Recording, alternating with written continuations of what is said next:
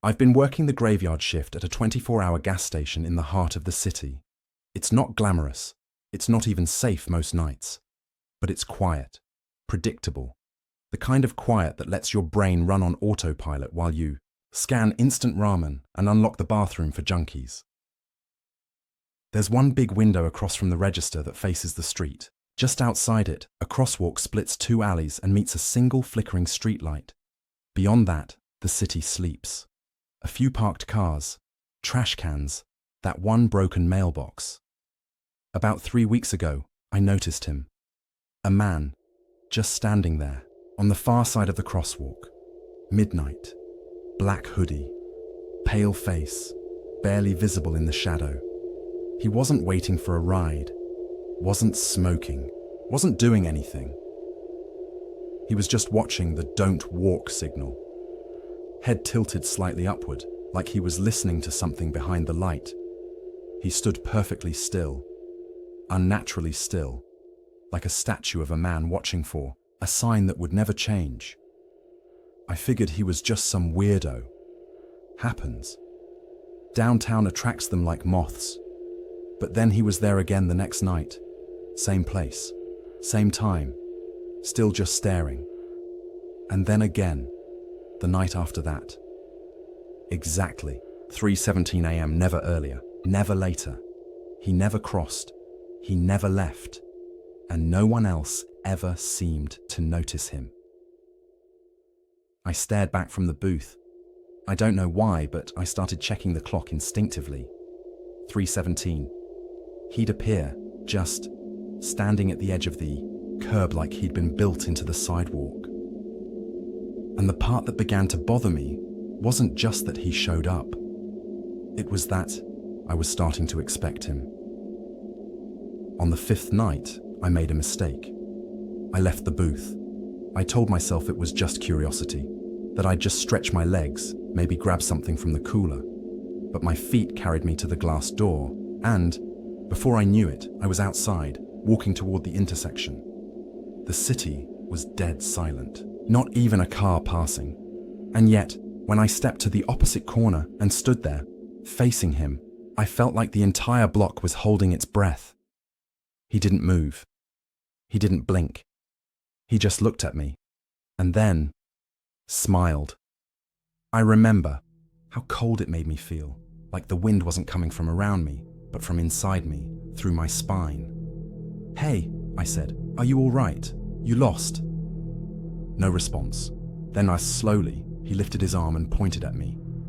His index finger hovered there in silence for what felt like a full minute, and then he whispered something I can still hear in my dreams. "You'll understand tomorrow." Just like that. Calm. Measured. Like a teacher explaining something he's said 1,000 times. Then he turned around and disappeared into the alley behind him. No footsteps. No sound, just gone. That night, I went home shaken. I slept with the lights on.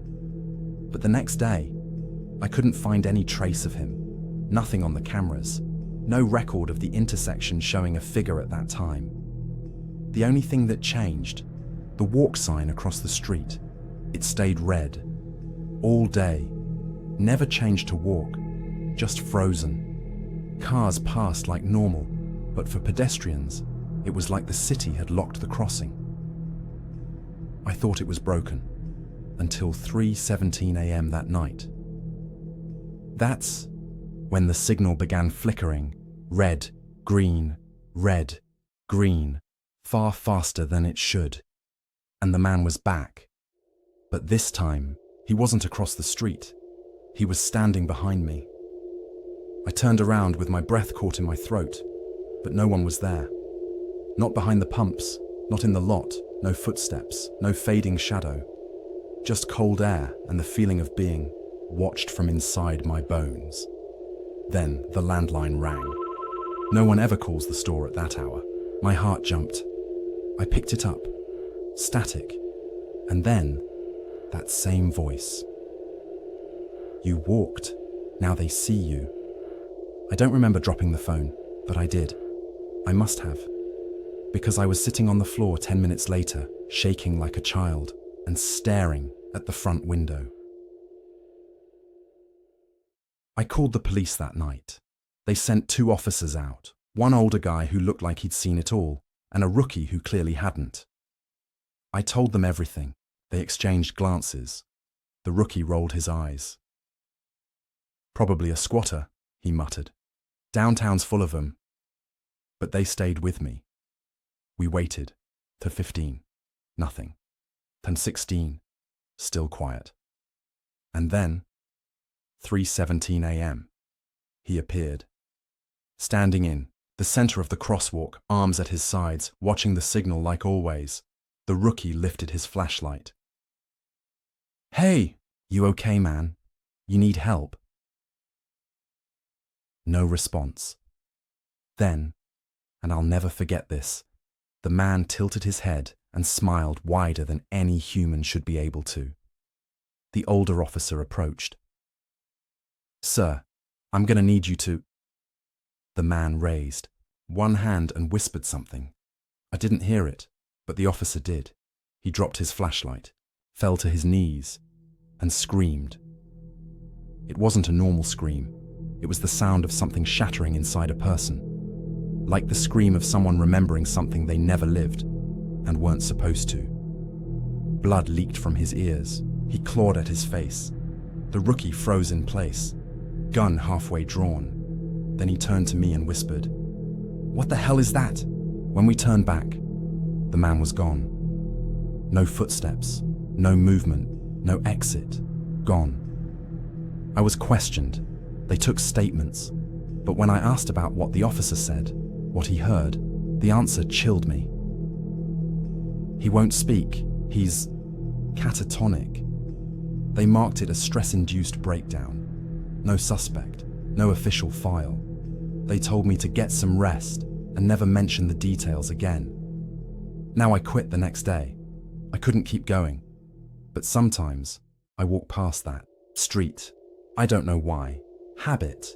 Or maybe I'm just trying to convince myself it was real. And every time, at exactly 3:17 a.m., that signal starts to flicker red and green. Last week, I got a voicemail. It was from the new guy who took the night shift. His voice was shaky, barely audible. Just 5 words. He's staring at me now.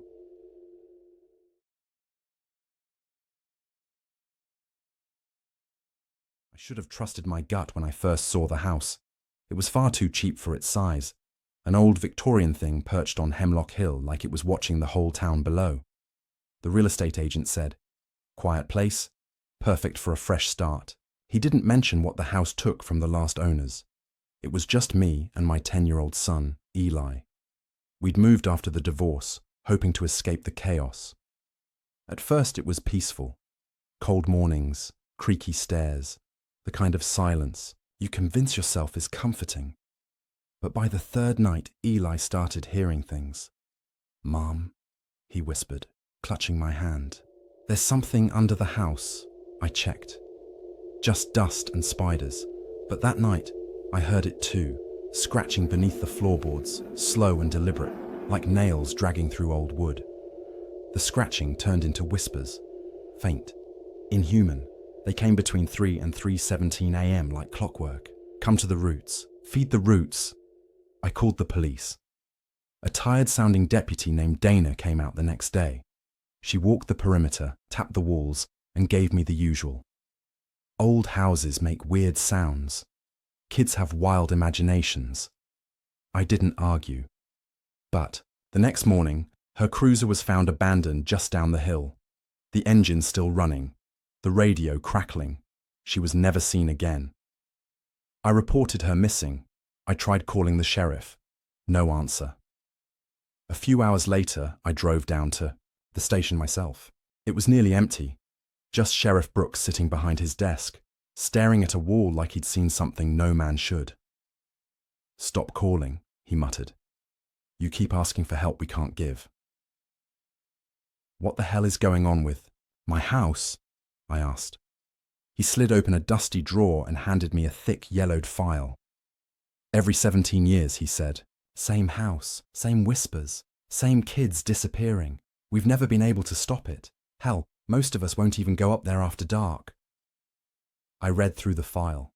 Photos of children's drawings, all eerily similar to Eli's. Trees with hollow faces, black roots stretching up from the earth, mouths filled with teeth. They always hear the voice before it takes them, he said. And if you hear it too, it means it's already chosen you. I left the station with shaking hands. That night, Eli was standing at the edge of the woods behind our house, barefoot, smiling. There's something under the ground, Mom. It's been waiting so long. I yanked him back into the house and bolted the door. I didn't sleep. I sat up with a baseball bat, waiting for something, anything, to explain what was happening. At exactly 3:17 a.m., the lights went out. The whispers started again, but this time, they were inside, right behind me. You brought him here. You opened the door. I turned, but there was nothing, just shadows that looked too thick to be natural. They pulsed like veins on the wall. I called 911. Static. Then, we do not answer that house anymore. I tried to leave. I threw Eli in the car and sped down the hill, only to find the road looping back onto itself. The gas tank drained faster than it should have. The trees blurred together, too dense, too close. I stopped when I saw a familiar house at the end of the road. It was mine. We hadn't moved an inch. Eli whispered, "They won't let us go until I belong to them." That night, the house began to rot from the inside. The wallpaper peeled in sheets. Black mold spread in perfect, handprint-shaped patches. A putrid stench oozed from the vents.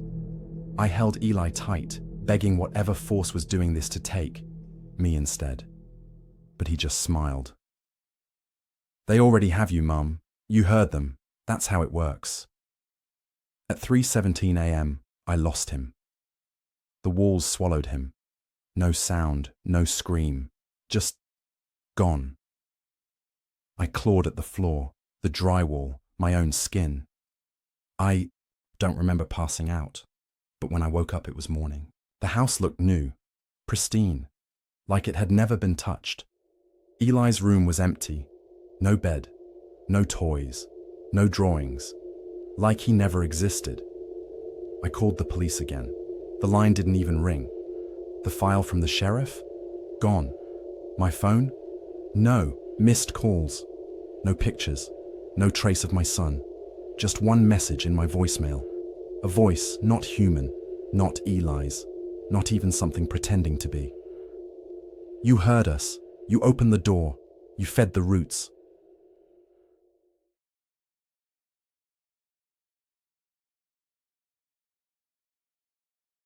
I work for a towing company in Utah, mostly doing highway runs through the Wasatch Mountains. I'm used to breakdowns, animal collisions, people too drunk or tired to make it to the next rest stop. But what happened on Route 19, I still can't explain. It started with a call from dispatch about a woman named Erin Tate. Her car stalled near mile marker 47, which doesn't exist on that route. We know the highway. It ends at 42. Past that, it's just wild forest and cliff drops. But I went anyway. I radioed out as I passed mile 42 and kept driving. The road kept going. Smooth asphalt, fresh paint, even reflective markers. But it wasn't on any GPS. I checked 3 different apps. Nothing showed up. That's when I saw her car, a silver Honda Accord parked neatly on the shoulder, no hazards flashing. Erin wasn't inside, no signs of struggle, no keys in the ignition. I walked around the vehicle, called her name into the dark. The forest was too silent. Even the wind felt wrong. Then I heard it, the faint sound of another engine. I turned to see a semi-truck coming toward me, but something was off. No lights, no driver visible through the windshield. I waved. It didn't slow down. It drove through Erin's car without touching it, like it was phasing through space. Then it disappeared. So did the car. And I was alone on a road that shouldn't exist. I turned to leave. The road behind me was gone. I reversed for what felt like miles, but my odometer stayed frozen. The mountains never changed. Every turn looked the same. No intersections. No sign of civilization. Just asphalt stretching forward and backward, like I was on a conveyor belt. I tried calling for help. No signal. CB radio gave only static. Then, out of nowhere, a police cruiser appeared behind me, lights flashing. I jumped out, ran to him. "Officer, I need help. There's something wrong with this road." He stared at me blankly. His face didn't move, didn't blink. Then he opened his mouth. The sound that came out wasn't human. It was a recording of my own voice from earlier. The exact words I'd just spoken. I backed away. He closed the door and drove straight into the woods, cruiser phasing between the trees without breaking a single branch. I collapsed. Hours passed, maybe days. The sun never moved. Eventually, I saw headlights again. This time, it was my own tow truck driving toward me. But I wasn't behind the wheel. Someone who looked exactly like me was. I hid as it passed, the clone expressionless, my own face looking empty. It stopped beside me. The driver got out. He walked slowly toward the forest and vanished into it. When I returned to the vehicle, the keys were in the ignition. My voice was playing from the radio, on loop. Erin, Tate, stalled, mile 47. Eventually, I was found, or so I thought. A state trooper woke me up on the side of Route 19, near mile 42. My truck was in a ditch. The engine was cold. No damage. No signs of the forest I'd seen, or the extra road. I told him everything. He listened in silence. Then he said, "You're the third person this week to say something like that." I stared at him. He sighed. "Listen, unofficially, we call it the Phantom Stretch. It's not on any map. Only certain people ever reach it.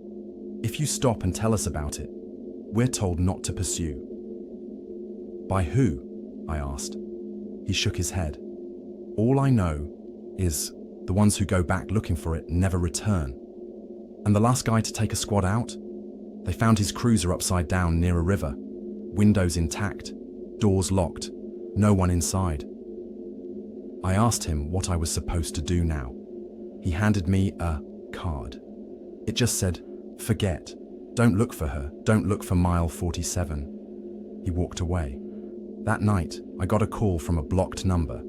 The voice was static, but I heard 3 clear words. "You weren't supposed to leave." And then, saw myself walk past the hallway mirror, but I was still standing in place.